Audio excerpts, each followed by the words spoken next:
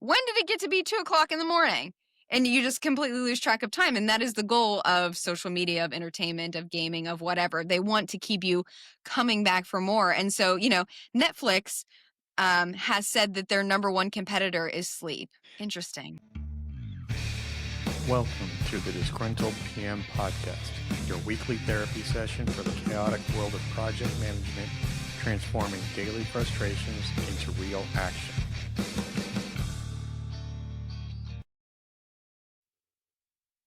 Welcome, everybody. I'm Trevor, the Disgruntled PM, joined today by Dr. Leah Kaylor. Now, today's episode is going to be about all things sleep, and we've got the expert here, and she's not only a doctor, but she also works for the FBI and counsels their people on sleep, so you're in good hands. Dr. Leah, would you introduce yourself to the audience? Yes, thanks for having me. Hi, everybody. My name is Dr. Leah Kaylor. I'm a licensed clinical psychologist and prescribing psychologist, and I am the author of a new book called If Sleep Were a Drug. And it is based on the 6 years of full-time work that I've had at the FBI being the sleep expert, and before that, being at the Memphis VA Medical Center working in the sleep clinic. So I have lots of experience dealing with all kinds of sleep issues across first responders, veterans, and active duty. I don't know if you're qualified. No, definitely not. This book is shit. So let's start with kind of talking about sleep, and let's go over some general myths that occur and misnomers about sleep. Yeah. So I would say the first myth that I definitely hear, especially whenever it comes to my first responder populations and veteran populations and active duty, would be I'll sleep when I'm dead. So much so that I decided to put it in the introduction. I couldn't even wait until the chapter one, because it is just it's so pervasive, the I'll sleep when I'm dead. And so if you choose to subscribe to that, you will probably get there quicker, because sleep, whenever I started at the Bureau, I had a supervisor who would always talk about the 3 pillars of health. And she would talk about sleep, nutrition, and wellness, or excuse me, sleep, nutrition, and exercise. And, fast forward several years later now, I'm like, no, I think that that's definitely wrong. I think that sleep is the foundation of everything. And then you can put all these other pillars and build everything else you want on top of it. But I think that sleep is the foundation for everything. And another myth that I would say is whenever we go to bed and we turn off the light switch, I think a lot of people also think that you turn off your brain, you turn off your body, you kind of go into this like airplane mode offline. And that could not be further from the truth. The brain and the body are so incredibly active at night and very, very productive. So, just to kind of give you a little bit of insight into this, is if you had someone who was in REM sleep and you put a cap with electrodes on them, and then you had someone who was awake and actively problem solving and you put a cap with electrodes on them, those brain waves would look remarkably similar. So, that just goes to show how incredibly active of a process sleep is. And I think that that's very surprising for folks. Another myth-ish is, whenever I go and do lectures, because I love talking to people about sleep, I will ask, okay, so who, and, starts out kind of funny, who slept 9 hours last night? Well, you can guarantee that there's just about, no hands up. It's to break the ice. 8 hours, 7 hours, 6 hours, 5 hours, less than 5. Well, you can probably guess where all the hands are up. And then I'll ask people, okay, so do you know what the definition of sleep deprivation is? And I think that a lot I of people are do. like, kind of maybe taking some stabs in the dark. And essentially what the definition actually is consistently getting less than 7 hours of sleep per night. Because whenever it comes to adults, and adults meaning ages like 18 to 64, we should be getting anywhere between 7 to 9 hours of sleep per night. So I think that, again, whenever it comes to first responder veteran populations, that oftentimes that feels like a pipe dream. But that is the definition of sleep deprivation, is chronically less than 7 hours of sleep per night. And I think that a lot of people don't identify with the word or identify being sleep deprived. In fact, they probably are based on that definition.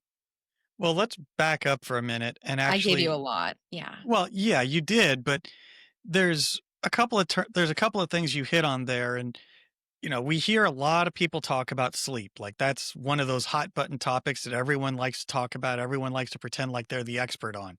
Can you actually define what REM sleep is Yeah, and how I it sure differs can. from any other type of sleep? Sure. So whenever we sleep, and I'm just going to give you an example of a normal, average, healthy sleeper, we should be going through light sleep, deep sleep, and REM sleep. That is one cycle. Cycles last approximately 90 minutes, and you should have about 4 to 5 of those cycles throughout the night. The biggest chunk of deep sleep will happen as you're falling asleep. The biggest chunk of REM sleep should be happening as your alarm is going off. So you'll be cycling through light, deep REM, light, deep REM. Every now and again, it's not unusual to to wake up briefly. That's not unusual.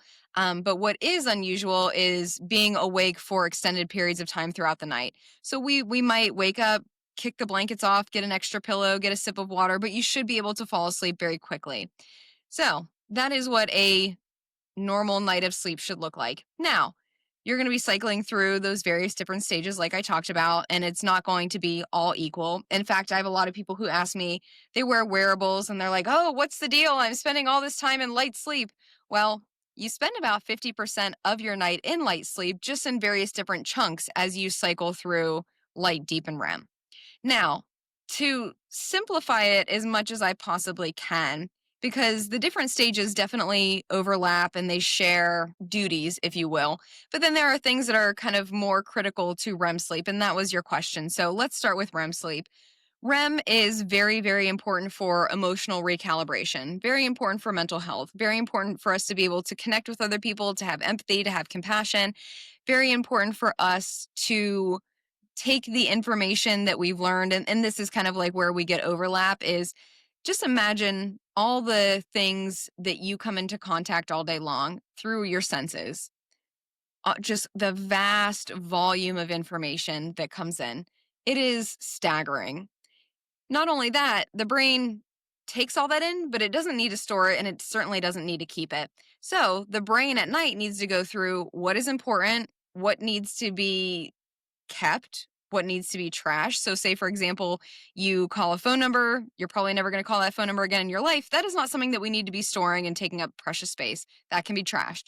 So, there's lots of different things that happen with memory, but whenever it comes to REM sleep, and this is often when we have those kind of like aha moments, or we wake up with the solution to a problem that we couldn't solve during our waking hours, is that REM sleep is taking the information that we have, the memories that we have, but it's also being very creative. It's being very innovative. It's putting things together in a new and novel way that we wouldn't be doing so in the daytime. And so that's often why we wake up and have, yeah, this like solution or this aha moment, which I definitely recommend that people keep a little notepad or something next to their bed so they can write down those ideas of brilliance. Um, Another thing, and I'm going to talk about the normal, average, healthy sleeper because I think it's really important to differentiate that from probably what our listeners are experiencing. So during REM sleep, the brain, normal, average, healthy sleeper, should go into a state in which noradrenaline, so adrenaline in the brain, should be at a level that is nearly non existent. And this is basically the only time in which the brain and body get a chance to do this, where this stress hormone is so low. And it goes that low so that the brain can then act as a very skilled mental health professional. And it can bring up things that have happened to us that are upsetting, that are painful, that are traumatic. And what the brain does during REM sleep, especially REM sleep dreaming, and dreaming about the content in some way, shape, or form, it doesn't have to be an exact replay, but having elements of what it is that it needs to work through, that the brain can work to strip away that sting of that event. So we cannot take that event away from you. It's still part of who you are and the story of your life. However, when you wake up, maybe it's a little bit easier to deal with. It's a little bit less heavy. So that's what should be happening during sleep for a normal, average, healthy sleeper. Whenever it comes to folks, and this is a lot of what I would see whether it's my agents, whether it's my veterans, is that people are not sleeping through the night and they're often waking up with nightmares. So, what the brain is trying to do is it's trying to do its job. It is trying to pull away the sting. And also remember, folks who have these types of profession are sometimes you have no idea what you're getting called out to.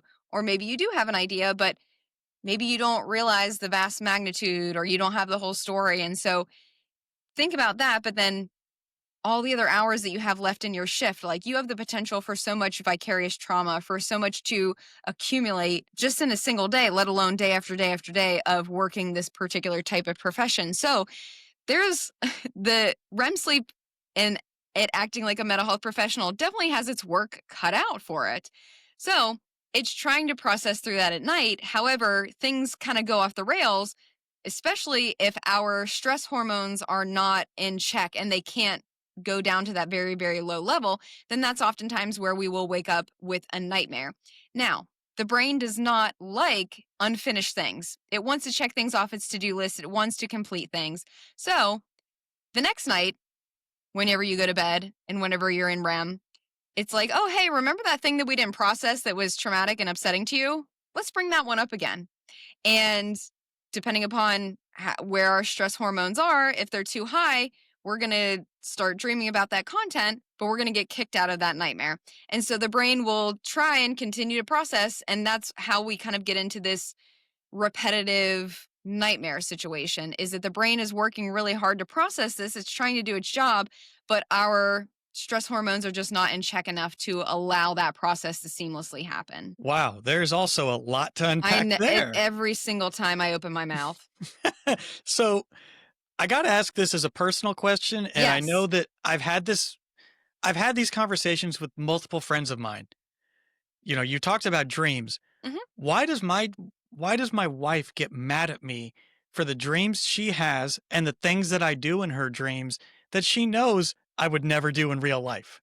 This sounds like some marriage therapy stuff that you need to kind of be directing over there. Yeah, sometimes everybody is very different. And I'll have people come up to me and say, "Well, I don't dream." Well, that's not true. You probably just don't remember them. Because if we were to wake you up in the middle of REM sleep, you could give a very detailed account of what was going on. And so it sounds like she probably just really remembers those dreams and they're distressing to her because it sounds like these are things that you would not be doing in real life and yet it's so distressing that she hangs on to it. So that's my best guess. I am not a marriage and family therapist. Or she just finds a reason to get mad at me. That's a possibility. I don't know your situation. Yeah. So, with that, I've heard this and I can't forgive me because I'm not going to be the expert that remembers things, but Mhm. I remember that hearing this a while back that when you're sleeping, there's some chemical in your brain that either it dumps or it refills, and that's kind of what refreshes your body, so to speak. So I'm gonna give you what I think you're referring to, and then you can tell me if this feels in alignment with Yeah. what you're describing. So one of the amazing things, this is probably my favorite thing that the brain does when we sleep, is that if you're giving yourself enough time, so adults, 7 to 9 hours, if you're giving your brain and body enough time, it has a lot of different maintenance functions that need to happen all night long. And the coolest thing I think is the brain shrinks up and then cerebral spinal fluid comes up and it gives your brain, I used to call it a brain wash. I don't call it that anymore. I call it a brain car wash now. And it gets rid of all the gunk, the junk, the misfolded proteins, just like the things that are gumming up the works. And it washes it away and it gets rid of it as waste. That should be happening every night. Now, just to kind of put that into perspective, everyone listening here probably has some type of waste management service where you put your trash out on the curb, they come, you don't think twice about it. Wonderful. But we're constantly making trash, we're constantly making waste. So if you put that out on the curb and they don't come pick it up, well, we're going to continue to keep making waste. So then we put more out there and more piles up. Well, we're going to start to have some issues. And that might look like smell. It may look like rodents. It may look like causing some just like harmful things to be out into the community. So there's a lot of issues with that. Now, shrink that example down and put it in your brain. And imagine that when you are not giving yourself the opportunity to get the amount of sleep that your body needs every night, that waste management system is like, see ya, ain't happening. We're not coming tonight. And it starts to build up and to build up and to build up. And then we start to have issues with neurons communicating with one another. Now, when this happens and we're starting to get this buildup, uh, it's associated with some very specific terms like plaques, tangles, beta amyloids, tau. These are words that are often associated with the umbrella term of dementia. So, with neurodegenerative diseases like Alzheimer's and Parkinson's. So, I want to be very clear that I am not saying poor sleep causes neurodegeneration or neurodegenerative diseases. What I'm saying is that Alzheimer's or Parkinson's are very complex. And so they're very dynamic, and that it could be lifestyle, genetics, weight, how good you're taking care of yourself, all kinds of different factors that come into play as to if this is going to express itself in the form of Alzheimer's. However, this is something that you can do to protect yourself by getting good sleep. So, most of my audience is project managers and kind of thinking about sleep as a project. Yeah. What would be some best practices on how we would start out the process of going to sleep and then staying sleeping through the night, and then go live would be waking up in the morning. My very first and top recommendation, and if I can only give you one, it's this: go to bed at the same time every night and wake up at the same time every morning. Even on weekends, even on holidays, even on vacation. I know that is highly annoying. Go to sleep at the same time every night and wake up at the same time every day. That is going to create consistency, because whenever we are throwing things like, when things are out of whack, when we go to bed whenever, when we wake up whenever, the body's just confused. The body likes consistency. So let's just say, for example, that I wake up every morning, Monday through Friday, for work at 6 a.m. Well, Saturday rolls around and I'm like, yes, it's the weekend. I'm going to sleep in. So I decide I'm going to sleep in until 9 a.m. And then Sunday happens and I'm like, ah, yes, it's still the weekend. I am going to sleep in until 9. And then Monday rolls around. Well, what do you think is going to happen on Monday? What does the brain think it's supposed to be doing? Oh man, I got to get up early. Yeah, it's pissed. So you're asking it to wake up at 6 a.m. So it's kind of confused, and it makes Monday that much harder, because, to think about it a different way, that 3 hour time difference between 6 a.m. and 9 is kind of like taking a flight from New York City to Los Angeles. It is a Mhm. 3 hour time difference. So we call this social jet lag. Now, that example was only just for waking up. Imagine also, too, what it's like when your sleep or your bedtime is kind of fluctuating all over the place. So the brain just gets kind of confused, and we continue to do this. So again, Monday through Friday, we're waking up at 6 a.m., sleeping on the weekend. The brain just gets confused, and we continue to throw it into this jet lag tailspin. So that's why I say that one of the best things that you can possibly do is to stay consistent, especially for people who struggle with sleep. And that is a lot of people. It's most people. So that would be one of Parents, my top recommendations. Say it again, parents. parents. Oh, of course. Maybe that's my next book, Sleep for Parents. Uh, it'll be it'll be like a bunch of blank pages, right? Yeah. Oh, that's funny. Yeah, maybe that's the next one. We'll see. So I other get royalties. recommendations. Yeah, perfect, perfect.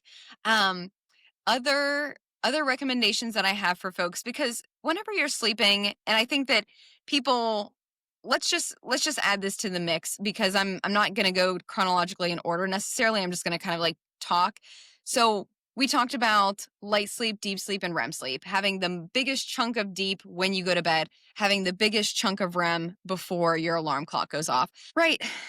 We have so many priorities, so many things that are vying for our time, vying for our attention, right? Like, you have all these work priorities. If you're a program manager, you probably have all kinds of people coming to you, asking you questions, like you are the head person who has to make a lot of tough decisions. Now, what about family? What about balancing that work life? Not just that. What about just me time and having hobbies and things that you just enjoy, and kind of having that time alone? whenever it adds up, like there just aren't enough hours in the day. And I, if I had a penny for every time I said that, I could retire now. It's not the way that it works. However, one of the things that I say to people is, well, you are all magicians because somehow you make that work. You make more hours in the day. And people kind of look at me with this funny look. Well, here's how you do it. You cut out on sleep. That's how you do it. And whether it is, oh, just one more chapter, just one more email, I have to see the season finale, whatever it is, that's how you cut out. So that we'll say that that's how you stay up a little bit later. Okay, if you choose to do that, you're cutting out on deep. Now, I didn't give you all the ins and outs of deep, so let me just give you like a little rundown. Deep is very important for physical restoration. This is the time when your body should be relaxing. It should go into a deep state of relaxation. Your blood pressure should go down. Your blood vessels should have an opportunity to rest. Your heart should have an opportunity to rest. That's why when people are not getting good sleep, that they often have hypertension because the cardiovascular system is never getting the rest that it needs. Depending upon what time you ate. Hopefully, you ate at least 2 to 3 hours before bed so you can digest, so that when you go to sleep, this is the opportunity for your organs to take a rest break. So, the stomach, the pancreas, the small intestine, the large intestine, they should all get an opportunity to rest because we ask them to work hard all day, every day, and creating a lot of inevitable micro wear and tear and damage. So, at night, we need to repair that. So that's just the skinny on deep sleep. Now, we also do this other thing where we're like, oh, I'll just set the alarm for an hour earlier and I'm going to make the kids' science fair project, or I'm going to bake all the cookies for that open house, whatever it is. Okay, well, just know that that's when you get your biggest chunk of REM. So if you want to do that, just expect that you're probably going to be grumpy, cranky, not showing up as your best self. Maybe you're more easily going to snap on people or a little bit more hot-headed. So that's, pick your poison because you need those extra hours of productivity. And I'm doing quotes for those who are just listening because that productivity that you're going to be getting and when you're shortchanging your sleep is kind of this illusion. It's not really that productive. You're getting a negative return on your investment. It's not as productive as you think that it is. The Yeah. most productive thing you can do is sleep and get good sleep and show up as your best self the next day. That episode, that chapter, it will all still be there. But what if my book's due tomorrow? Turn it in late. Turn it It's in without me having finished that final chapter? Go on Cliff Notes. Someone on Reddit, someone on YouTube will inevitably put that spoiler out there for you. It's hard, right? I get it. There are so many things vying for our attention, and you just and that's why, again, I say this is I think it's so important to tell you the science behind it. You can't unknow something. So now that you know this, then you just need to decide what is more important to you. Is it the chapter? Is it sleep? Is it the kids' science fair project? And then you just have to live with your choices. Isn't that just life in general? It is. Yeah, it is. But as a psychologist, right? And I'm not going to go too deeply down this because this is kind of like a sidebar, but it's the stages of change, right? Like a lot of people are in this stage where they don't really know a whole lot about sleep. They know that we have to sleep. We know that sleep happens every night, but they don't know why it's so important. So then they listen to this podcast and they start to learn, oh, there's a whole lot more out there that I didn't know about. Well, then they're starting to get some information about, well, I'm really shooting myself in the foot sometimes now, aren't I? Well, you have to make some decisions. You have to, and this is purposefully kind of creating some dissonance to get you to move towards that behavioral change and to be consistent or cut out caffeine or cut out alcohol or whatever else we're going to talk about here today.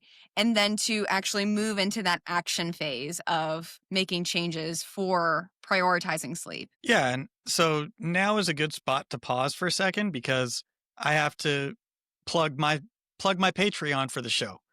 And that's where every guest that I have on, I have a 20-minute bonus interview called the Postmortem Interviews, where I'm going to be having Dr. Leah here, and we're going to be talking about ways to combat the lack of sleep hangover you would have when you've got to go live late at night.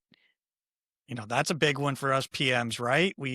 We have to stay up late for the go live. We have to be on site, and you're throwing your complete sleep pattern off. Or maybe some strategies for how you go back to sleep when you wake up in the middle of the night. Or, another good one would be possible alternatives to the energy drinks that we drink to keep us awake. Those are all some of the things that we're going to be talking about in the postmortem interview, only available to Patreon subscribers. There's two tiers. There's the dollar a month tier, which is the low hanging fruit. And that's just to help support the show, help me pay for all the stuff that I got to pay for to bring this to you and bring these great guests to you. And then there's the $5 a month drink in the Kool-Aid tier, which gives you access to the postmortem interviews with every one of my guests, where they share their secrets and strategies that they don't want to give away for free. So let's transition back. And I want to ask you, I want to touch on something you mentioned earlier about the wearables, Yeah. because the everyone's got a smartwatch, everyone's got the tech. Hmm. And one of the things I've always heard was take your phone out of the bedroom, take all electronics out of the bedroom. But yet we wear a device on our wrists while we're sleeping. And for those who can't see on video, oh no, I'm not wearing my smartwatch today, but I have one that tracks my sleep allegedly and is never right. So I would say yes, electronics out of the bedroom. And when I think about that, I think about 100% the TV, iPads, laptops, phones. That's what I more so think about, especially your work phone. I know that for some people that can be a real challenge. And here's a hot tip for you. If you are someone who is on call and needs to have your phone and cannot put it outside your bedroom, charge it somewhere else, one of the old school, very funny recommendations that I make for people is, and maybe they don't even offer this anymore, but call your phone company and ask for a landline and only give that landline to whoever's going to be calling you for a call out or being on call or an emergency or whatever the case may be. And really don't give that phone number to anybody else and kind of reserve it for that. So that's one of my recommendations. Now, whenever it comes to the wearables, let me go back for a second. Whenever it comes to devices, the reason why we recommend to keep them out of the bedroom is for several different reasons. So, one reason is blue light, but that's not the whole story. So, just a little science behind blue light. Blue light, and the reason why it has this reputation is blue light is the same wavelength as sunlight. Going back to our caveman ancestors, because we always do, whenever the sun went up, the cavemen knew that it was time to be awake. It was time to be moving around, doing their caveman thing. Whenever the sun went down, they knew that it was time to rest and to be asleep. So the reason why blue light gets this bad rap is that it's the same wavelength as sunlight. Now, depending upon the type of and the strength of the light, especially how far away it is from your eyes. So, say, for example, a TV all the way across the room versus a smartphone held up to your face like this, that's, two very different things. But it's not just blue light, and that's what we're starting to see a lot more whenever it comes to the research is it's how you're interacting with the blue light. So for some people, well, let me say it this way. Social media, games, entertainment is meant to be addicting. It is meant to be dopamine producing. Dopamine is this feel good chemical that our body makes that is rewarding, that is pleasurable, that is, I want more of that. Let's keep doing that. And so when you're in this heated social media debate and you just can't look away, you have to keep scrolling, that's dopamine. When you're watching funny cat videos and you just keep scrolling because they just keep getting better and better, that's dopamine. If you're playing video games and it's just you lose track of type, that is dopamine. So whenever we talk about not having electronics in the bedroom, it's really for the blue light, because blue light has, depending upon the strength of it, has the potential to suppress melatonin. Melatonin does not cause sleep, but melatonin is the messenger that tells the brain it's time to sleep. So I think that there's an element of blue light, and I think that there's an element of how engaged are you in this blue light activity. Because I think that everybody can probably relate to going down a rabbit hole and being so Mhm. engaged in something that you're like, is that the time? When did it get to be 2 o'clock in the morning? And you just completely lose track of time. And that is the goal of social media, of entertainment, of gaming, of whatever. They want to keep you coming back for more. And so, Netflix, has said that their number one competitor is sleep. Yeah, Interesting. see, that's the goal of having you on the show is to keep my audience engaged. Yes, and I'm gonna try very hard. Yeah, and make sure So, that you stick around for the postmortem. I love that title. well, yeah, so you brought up a couple of points that I want to hit on here and Mhm. kind of break down a little bit. One is Yes. for the blue light, like I've heard different stories about things Mhm, and like my iPad, all of our devices now have built-in blue light reducing filters and all those mhm. things. Is it a gimmick or is it actually doing anything? That's a great question. Here's the general rule of thumb, right? Like, it would be amazing if you didn't use screens an hour before bed. I know the world that we live in, that is very unrealistic. I get it. So, if you can use a blue light filter, great. I don't know how much of a difference it makes. You could also turn your phone on grayscale. So instead of it being color, it being more of like a black, white, Yeah. gray shade, that also makes it a little bit less engaging. Probably your next question is blue light glasses. If you Yep. bought your blue light glasses for $5, they're probably not working. They're probably just an accessory that you've purchased. There are blue light glasses out there. The research on them is mixed, but those that are used in a research setting are very expensive. They're probably very unattractive, but there is more research science behind that. But you can expect to pay at least $100 a pair, like kind of a roundabout. So that's the research on that is mixed. Again, the general rule of thumb is just try and cut it out at least an hour before bedtime because it can be detrimental to sleep depending upon how you interact with the blue light and with the electronic device. What about when you get prescription glasses and they offer you the blue light filter on on those? Oh, that's a new question that I haven't come across that one before. So I would say, just off the top of my head, I would say $5 bargain bin blue light glasses, prescription blue light glasses, research quality blue light glasses. That is the spectrum in which I would probably put them on. So, if they're not much more on your prescription glasses, like you have to wear glasses or you wear them for reading, if it's not an expensive option, it's probably worth the investment, but a it's not a surefire solution is what your recommendation would be. I would say if you feel strongly you don't have anything to lose, I don't know if you'll really gain anything Okay. either. And you could also wear very dark sunglasses too. Um, yeah. So you probably have a pair of those laying around your house rather than going out and buying something. So I would say that again, the research out there does exist and it is just kind of mixed. Yeah, and on the melatonin, that's a Oh big boy. one. Mhm. You know, Mhm. There's a I'll whole be the chapter first. on it. Oh, you could write a whole series of books on that, I'm sure. So, how let's start with how long before bed should you be taking melatonin if you are supplementing with melatonin? So let's back up even more. Should you be supplementing with Oh, melatonin? okay. Yes. So that question is very important. Are you a shift worker? Are you jet lagged? Do you have a circadian rhythm disorder? Those are the three groups of people who should be using melatonin.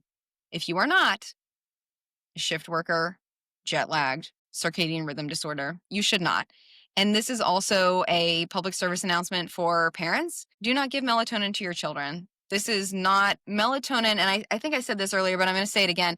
Melatonin does not cause sleep. It is not a sleep aid. It is not a sedative. Melatonin is a naturally occurring chemical in your body that tells the brain it is time for sleep. It does not cause sleep. So, for people who are taking melatonin and thinking that it is this wonderful sleep aid, it is not. The research out there that shows that if you're not falling into those three categories that I talked about, that it is going to help you fall asleep approximately 4 minutes faster. And it is going Ooh, to improve uh, your sleep quality approximately 2%. those sound like amazing metrics. Whoa, So, not worth it. let's let's back up to obviously shift work, most people know what that means. Mhm. Um, what why I'm brain farting here. What was your second one? If you're like crossing multiple time zones and you're Yeah, jet lagged, okay. and That's then if you have a obvious. circadian rhythm disorder, and that's kind of like more obscure category. Well, I was going to ask, how would you know if you have a circadian sleep rhythm disorder to know that melatonin is right for you? Yeah, so just to give you like two basic examples would be your quintessential teenagers and your quintessential older folks. So whenever you have teenagers who are staying up all night and then they want to sleep into the daytime, yes, that is kind of what's happening. But if it gets to be a point where it is very disruptive, you could supplement melatonin to try to bring their sleep to more of a place where the rest of the world is sleeping.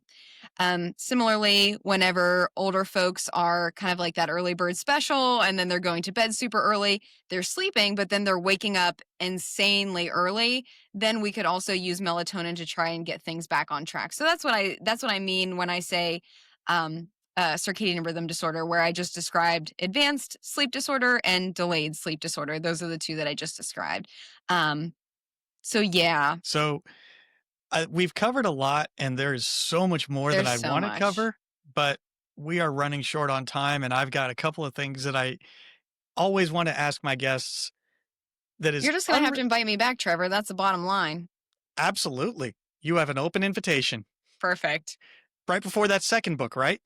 Yeah, well, I've talked about it. So the person who wrote my foreword is Lieutenant Colonel Dave Grossman. And when we sent it to him and asked him if he would be open to writing the foreword, he said, "This is the most important book on the most important topic of our time." And I was like, oh my God, we're using that for the back of the book. That's incredible. But also, he said to me, "Leah, you need to take out every single reference to first responders. This is a book for everyone." And I said, "Sir, with all due respect, I'm not going to do that. This is my population. This is who I work with. This is who is near and dear to my heart, who I've spent my career with. And if it is that important, I will write a second book for the general population." But at the end of the day, anyone can pick up this book because everyone sleeps. Light, deep, and REM don't change. Those things still happen. It is just the examples and the perspective from which I kind of tell my stories of I'll sleep when I'm dead and call outs and the type of trauma that we're exposed to and what those nightmares look like.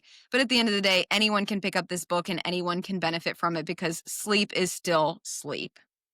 So you counsel a lot of vets, FBI agents, high stress people. Yes. What are some of the weirdest things that you've heard from someone without naming names or any classified information, but someone comes into you and says, "Yeah, I do this before going to bed," and you just look at them and go, "Why? What is wrong with you?" Okay, so this is not necessarily like super weird, but this is the first thing that came to mind is I will have people who have an entire home available to them and yet they get home from work and then they just spend hours and hours and hours in their bed and then it's time to go to sleep and they go to sleep in their bed. And I would say that like that's just if you have a whole house available to you, like a kitchen Mhm. and a living room, maybe you've got a patio, like I just find that to be kind of strange. And also, then that is very confusing to the brain. And we didn't touch on this, and I'll throw this out as like my last Easter egg of the brain is the most complex, incredible device that we have in the entire universe. Sometimes it's a little dumb because when you're doing that, so say for example, this person that I'm thinking of, and they're spending hours upon hours in bed, and other people can probably relate to this too, maybe 1 hour, 2 hours before bed, they're kind of like using this as a hangout space. So, what I'll do, and I started this when I was back at the VA, I'll have a whiteboard or a chalkboard, and I'll write bed in the middle.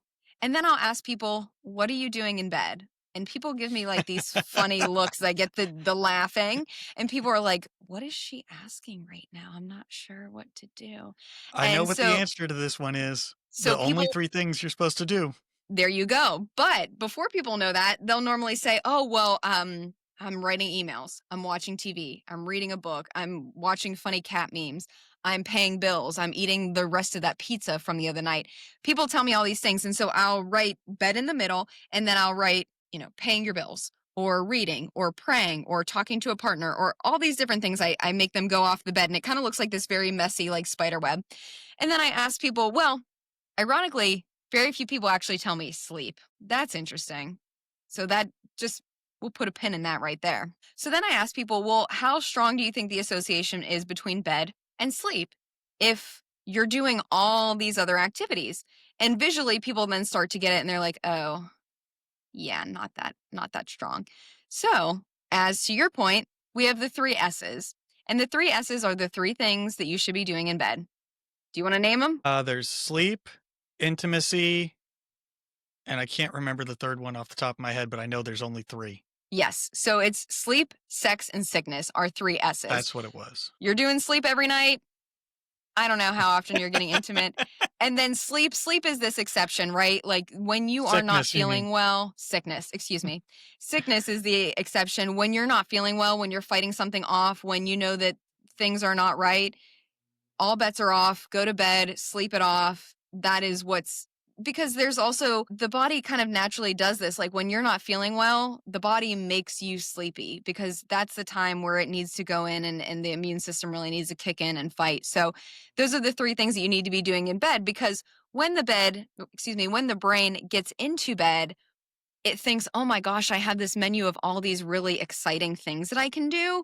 And because all those other things are really exciting, and again, dopamine producing, as we've talked about, sleep has a very hard time competing, even though sleep has incredible benefits, so many that I wrote a huge book on it. But in the immediate, sleep doesn't have a whole lot to offer. And so it has a hard time competing. And so oftentimes it gets pushed to the side and delayed because we want to do all these other exciting things. So if we take all of those things that are exciting, and I'm not saying you can't do them, I'm saying do them somewhere else that is not your bedroom, create some boundaries. And when you do that and consistently time after time after time, the brain will learn I only have three options: sleep, sex, and sickness. I'm definitely doing one of those tonight. And only one of those is you should be guaranteed every night. Yes, only one of those is guaranteed. So I end my shows with every guest gets a hand curated question. Oh, goodness. Let's hear this. So the title of your book is If Sleep Were a Drug. Yes. Now, I'm used, just like I'm sure you are, I always watch TV and I always see the catchy jingles and the commercials for drugs. And then at the very end, you hear a long list and a really fast voice of all the side effects and disclaimers. Yes. If sleep had disclaimers, what would they be? So this was the very last thing that I put into the book, so it's very fresh in my mind. And And this was not planned. This was not planned. I did you not just know that. came up with it on the fly. Well, I planned So it out, but for my ad about if sleep were a drug to kind of hook readers in, because I think that it's kind of catchy. I think it's kind of interesting. What is she talking about? Well, if sleep were a drug, you probably couldn't afford it because if Big Pharma could get their hands on it, it would be astronomical. It would be through the roof. If sleep were a drug, it'd probably be illegal in performance realms because it would be so good. So I think that those are kind of some of the things that you would see, but sleep is going to improve you cognitively. It's going to improve your creativity.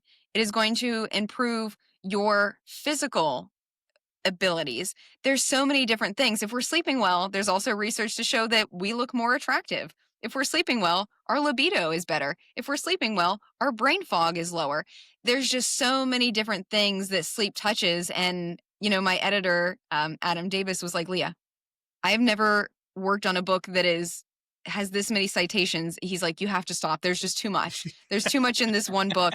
But it really is. I'm trying to illustrate that sleep touches everything. And when you give your brain and body the opportunity to sleep between 7 and 9 hours for adults listening, and consistently, you would be blown away at the transformation that you will undergo. so for the audience, I have not gotten an advanced copy of the book, so I did not know that that was your last chapter.